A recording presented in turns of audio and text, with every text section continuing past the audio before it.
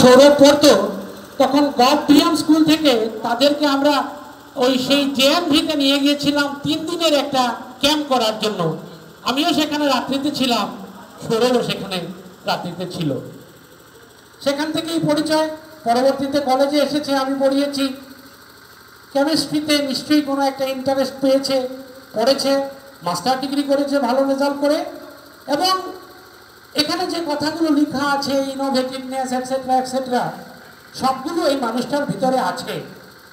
যার জন্য এই মানুষটা আজকে এখানে বসে একটা প্রতিষ্ঠানকে সুন্দরভাবে পরিচালন সমিতির সঙ্গে থেকে চালিয়ে যাচ্ছে।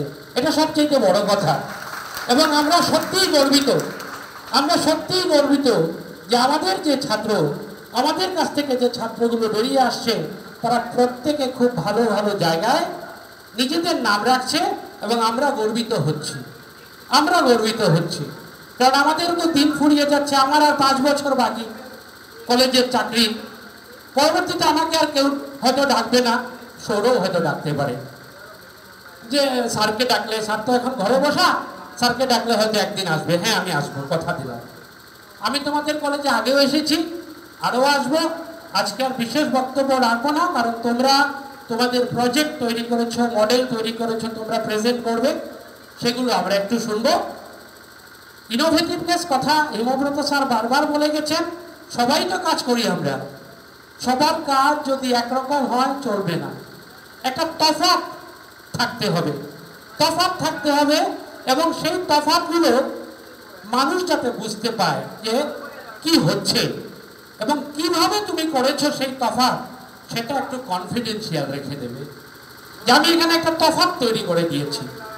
একটা ছোট্ট 2 লাইনের গল্প বলে কথা শেষ করে দেব। আমরা কোনো একটা টুথপেস্টের নাম বলতে পারবো? টুথপেস্ট ছিল তো, সবাই বলে কলগেট। আচ্ছা, ধরে নাও কলগেট।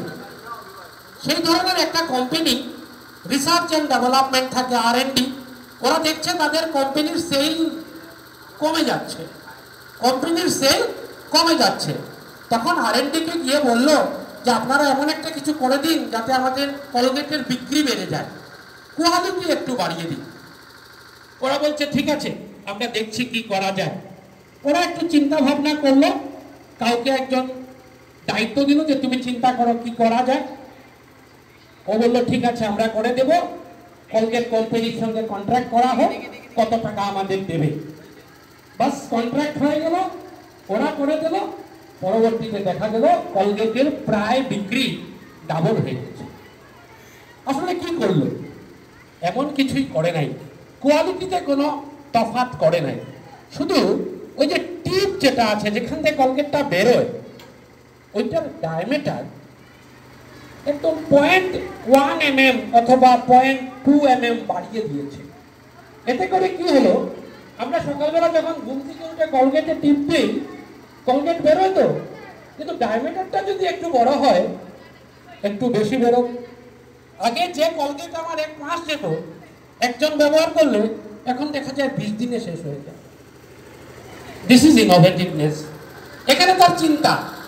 তাই তোমাদের কাজের মধ্যে এই ধরনের ইনোভেটিভনেস রাখবে। পড়াশোনা খুব ভালোভাবে করো। সবাই তো বিজ্ঞানের ছাত্র। আচ্ছা, যারা বিজ্ঞানের ছাত্র আছো, এদের মধ্যে একদল তো আমরা সবাই ডাক্তার হয়ে যাবে, কিন্তু বিজ্ঞানের বাকি বিষয়গুলো কিন্তু আমাদের পড়তে হবে।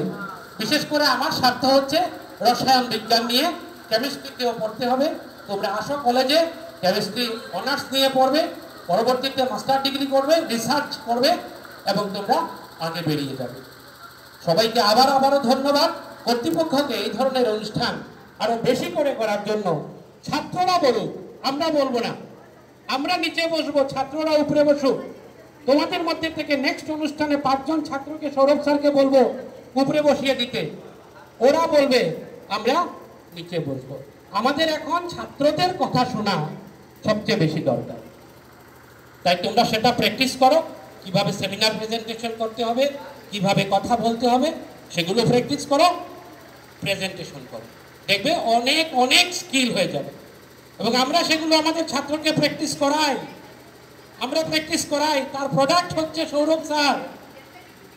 যখন সৌরভ স্যার ওরা ডিগ্রি পড়তো, তখন রিসার্চ আমাদের কলেজেই করতো। আমার এখনো মনে আছে সৌরভ স্যার যারা যখন ডিগ্রি পাস করেছিল, ওরা যখন সেই থিসিসটা সাবমিট করেছিল, সেটা বাইন্ডিং শিলচর থেকে করে আনা হয়েছিল। কেন?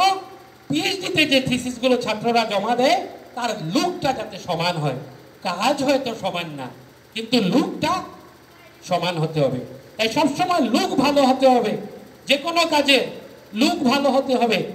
তোমার বাড়িতে যদি কোনো অতিথি যায়, চা বিস্কুটই দিও, কিন্তু কাপটা যাতে একটু ভালো হয় সেটা খেয়াল রাখবে। সবাইকে অনেক অনেক ধন্যবাদ, অধ্যক্ষ মহোদয়কে ধন্যবাদ, পরিচালন সমিতিকে ধন্যবাদ জানিয়ে এখানেই কথা শেষ করলাম।